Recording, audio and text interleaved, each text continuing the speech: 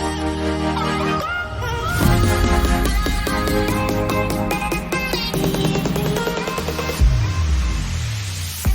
to another episode of the Iron Pulse podcast. Today we're going to be talking about policies. So we're going to be talking about privacy policy, our terms of service agreement. We're going to be talking about our shipping policy, our returns and exchange policies as well. Basically just give an overview of what they are and why you should have them as a business and why as a customer you should be aware of them. So to get started, we want to dive into what the privacy policy is and what the terms and service agreement are, because I think that those two are very important. So the privacy policy, it didn't used to be, as a business, you didn't in the past, you didn't used to have it. Nowadays you do. And what this does is this will basically inform the user about what information you as the business are going to be collecting. So why you're collecting it as a business. It's going to explain what you're going to do with it, including any third parties you may be using. So for example, we're using Google Analytics. So Google Analytics, that'll be in there. Basically any third party that you use, you're going to want to have a link that redirects from your privacy policy to that specific third party's privacy policy. So the consumer understands what you as the business are collecting. So it's going to just tell the users which security measures are in place to ensure that their information is safe and secure. As a business, you obviously want to make sure that you're keeping any information that you have on your customers as safe as possible and secure as possible. You don't want to be exploiting or selling to any third party. So it's just good to have that and to make customers aware of the situation. So you just want to tell them, how they can. It'll also provide information on what the user can change and see in their account for you. Well. And with that too, that's not really anything out of the ordinary either. Almost every website in existence allows Google to take some information. I mean, that's why we get targeted for ads for certain things that you might be searching for. It's not something that is against the norm. It's just a way to protect yourself. So if people are curious, then it's in your policy at least for a reason and kind of helps protect you. Right. So a privacy policy is going to protect you as the client.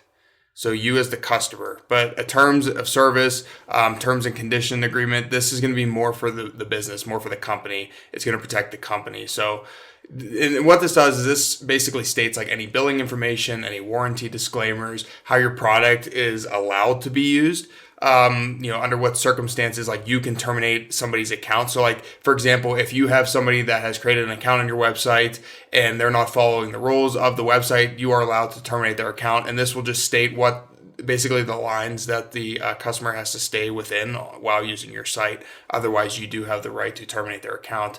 And more likely, this goes over your intellectual property as well. So any copyright or trademark or patented information, that's going to be in here as well. Because a lot of the times you're not allowed to take somebody's trademark or take somebody's copyright and obviously sell it for your own personal use. And as well, you're not allowed to change it too. So particular fonts or particular images, these images, you can't misinterpret what they are and exploit them for yourself. So it's just going to also have the requirements for user generated contact, or content. So, to sum up the privacy policy versus the terms and condition is the privacy policy is for you, the customer, the consumer. The terms and condition is for the company. That is about as simple as I can put it. They both serve a very important, vital role, I think, with businesses. I think that, privacy policies, they're super important. Terms and conditions are important. Terms and conditions are not required. However, it's better to be safe than sorry because it explains what your business does, and it's a legal binding contract. So they both have their pluses, I would say. So, and they're not that expensive to have an attorney draft up to. I would say for something like this to tailor to your specific site, I would not say to go and look for one online and just pull a basic one. I would say to actually have somebody drafted to your specific company, because like let's say we're a clothing brand, and obviously Nike is a clothing brand. Like Nike's privacy policy in terms and services is not going to be the same as mine and Kyle's. It's because we're doing two different things. We might be in the same industry, but like our loyalty program is a lot different than theirs, for example. So like when we talk to our loyalty program and our policies, it's not going to be the same as what Nike talks to in theirs. So, just be aware of, the information that you are collecting and how you're protecting and using your customers' information and data. So yeah, I think that is pretty swift in covering those two policies. I don't think we need to go much more in depth. Obviously, if you have an attorney, they will be able to provide more insight as to your specific situation. So yeah, so if we look at why we have a returns and exchange policy, we have a returns and exchange policy for a few reasons. The main one is to just outline what can be accepted as a return or an exchange and what cannot be accepted as a return and or exchange. So, when we talk about this particular policy, everybody, I would say almost like, what would you say, Kyle? Like 95% of companies have a policy in place for returns and exchanges, and they usually have like a limit as to how long there's a window, right? If you miss the window, more than likely you're out of luck. But the window is usually, it's pretty great. I would say it's either 30 or 60 days. That's pretty standard. What would you say, Kyle? Yeah, I haven't really seen too many that are longer than 60 days or less than 30, so. Yeah, I think we've come across some companies that offer like free returns always, forever and always. And that's just because their margins are great enough that they can afford to do it. They've been in business for so long. I don't know of any startups, any like, new small businesses that have that type of return policy, because it can be easily exploited, I would say. So with our returns and exchange, we do outline our 30-day window. So our window is 30 days, and you have to have the item has to be like unworn, unwashed, undamaged. So it has to have the tags attached. So like you can try the item on, but you can't just go out and use the item and then try to send it back, because for sanitation purposes, and this is with like almost every company that does like any form of apparel, you can't go use the item and then try to return it, because it's for sanitation purposes. And now more than ever with, COVID and everybody in this pandemic, it's just not good. And I guess the best word is the sanitation, right? It's just not sanitary to try to resell it to somebody else. So, and for us as a company too, we don't accept returns on like international orders. So like you have to take into account domestic versus international orders. International shipping is super expensive. So, if you offer free shipping, especially like on international orders, for example, like to bring it back, it could range anywhere from $30 to, $60 or $70 to send back, depending on what you are selling, because it goes by weight, right? So if the heavier the item weighs, the more you're going to be paying. And that's just how the game works in terms of logistics. A lot of companies too, just something to consider is if you have, downloadable items, if you have gift cards, if you have items that have been on sale or last call, items that, they've already been redeemed in the loyalty program and now they're trying to get money back for it. Like there are certain things that you as the company need to protect yourself from, and you might not be offering returns or exchanges on these items. So I know a lot of places, for example, when they have last call, and their items are on clearance and they're just ready to move everything out of the warehouse, they will not accept returns or exchanges on these items because they are last call. You buy them, you keep them, you take them, and they're also probably marked down, I would say anywhere from 50 to like 80%. So just to take that into consideration as a business, you need to understand your lanes, and your lanes are what you would accept for return and exchange and what you wouldn't. So Kyle, for me and Kyle, like we accept exchanges past the 30-day window. So like exchanges can come and go as they please, but for full-on returns, we don't accept past a 30-day window. And this is just because once that 30 days hit, we take that money and we start putting it towards the company for future launches and just future items to grow the company and to help get more items. So, when it becomes guaranteed money, we then take it to build the company as well. So, yeah. And that's how our business works. And I think that's how a lot of businesses work as well. Kyle, would you have anything to say on the returns and exchange policy? Not really. I would just say, we talked about is just have it clear and concise and laid out so that if there are any issues, then, everything is laid out on your end. If customers make it a spot that customers can easily find or navigate to on the website if they are trying to find it. And just make sure you try to stick to it. Like, for example, if customers trying to return something over the limit, then maybe you might not be able to refund them because it's past your return policy window.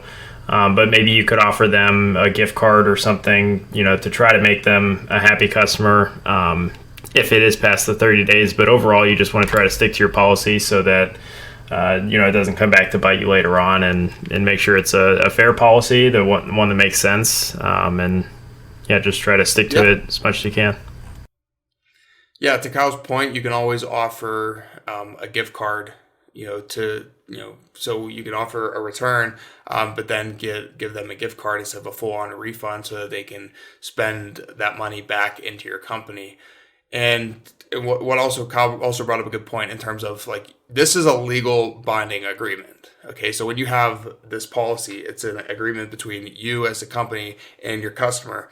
So nowadays people, this is the honest truth, is nowadays people will find a way to bitch and moan and complain about every little thing. So when in doubt, follow the legalities that you've set up for your business. Follow your business, because you don't want to give somebody special treatment and then somebody else says, hey, I heard this, will you do the same thing for me? And then all of a sudden it snowballs and you're all over the place with what your return and exchange policy is instead of sticking to what you legally have in front of you and what the consumer should be aware of. Now, you take it upon your own risk if somebody's maybe a day late or 5 days late or 2 weeks late, right? So there's a difference between somebody who might be a day over or 2 weeks over. So it's you as the business to make that decision yourself. Just have this policy in place so that you know what the standards are, your customer knows what the standards are, and then you could work with them. And if it's a customer listening to this, one thing that Kyle and I would advise you to do is communicate with the company. If you know you're not going to have connection for some reason, or that you're not going to just be able to get the item to them in time, then communicate that through email, through phone number, just whatever the case is, social media. Nowadays, everybody has their phone on them. So, if you don't have 30 to 60 days to communicate to the company, it's really not an excuse as the customer because you missed your window. Right. So that's plenty of time for you to get in touch with the company and say, hey, this is going to be maybe a few days late. Are you willing to work with me? Because I guarantee you the company would be more willing to work with you at that stage of the game. So just something as the customer to obviously be cognizant of. Another thing that a website will probably have is an FAQ page. And this will just sum up the frequently asked questions, right, that maybe are in some of your policies. So I know that we have our FAQ page. There's a lot of information on just products, our loyalty program, our shipping. It just sums up the big questions that we would think to get asked, so people can just easily find the information, because we know as humans, we're not going to be sifting through every single policy. We usually just click the box, say, yep, I accept the terms, I accept the policy, so on and so forth. I do it. I'm sure Kyle does it. I'm sure you listening, you've done it. We're human. Nobody's going to read a 10 to 20 page document, especially with these bigger companies like Apple, right? They're collecting so much information that I guarantee you, not only does it probably not make sense to the average person as to what they're collecting in the legal jargon, but it's also so long that you're probably not going to sit there and highlight and take notes. So last but not least, I would say would be our shipping policy. And for us, this just sums up, when we're going to ship your item, how long it would generally take in terms of the United States versus international, just any, precaution, like who do we deliver to? Do we deliver to military addresses? Do we deliver to PO boxes? Do we deliver, there's a lot of information that goes in here. It goes into stolen and lost packages, or if they were sent to the wrong address. This is what our shipping policy covers. So there is, I think we're pretty short and concise with our shipping policy, but it also goes over customs too, because Kyle and I, we've received, so like, because we work with people overseas, we have received items obviously for like with customs, because they cross the border. And we've also sent items for Iron Pulse to a few different countries as well to our customers. So, time and time again, unless there's a hub in that particular country, you as the consumer are going to be paying customs and duties fees. And that's businesses across the board. Like I said, Kyle and I pay the customs and duties fees when we get our shipments from overseas. And we also have to legally charge them when we send items overseas as well. So just something for you as a consumer and the business to be aware of. Okay, because if there's not a hub in your particular, country, like in the EU, for example, Kyle and I don't have anything in Canada or the EU in terms of a hub. So when we ship there, the customer ends up paying some customs and duties fees that are required by the country. But it is good to have that outlined in not only in your shipping policy, but we also think in the FAQ page, because it'd be an easy FAQ to have, to just say who isn't who's in charge of paying the duties and customs fees, and then short answer as to who it is. That way your customer doesn't have to go through all of the information in the policy.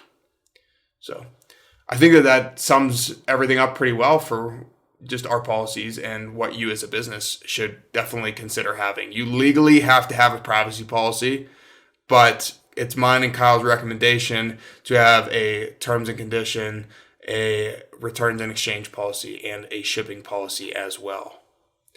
Did you have anything else, Kyle, you would like to share? Nope, I think I'm good. Sweet. Gotta love the legal side of things, man. Gotta love the legal side. But we hope that you liked and found value in this episode. If you did, please feel free to share it with your friends, especially if you are starting a business. As always, thank you for taking the time to listen. You can follow us on Instagram, YouTube, Facebook, and Pinterest at Official Iron Pulse. If you prefer email, we have got the Iron Pulse report, which you can subscribe at shopironpulse.com. And remember, no matter what you do, be all in.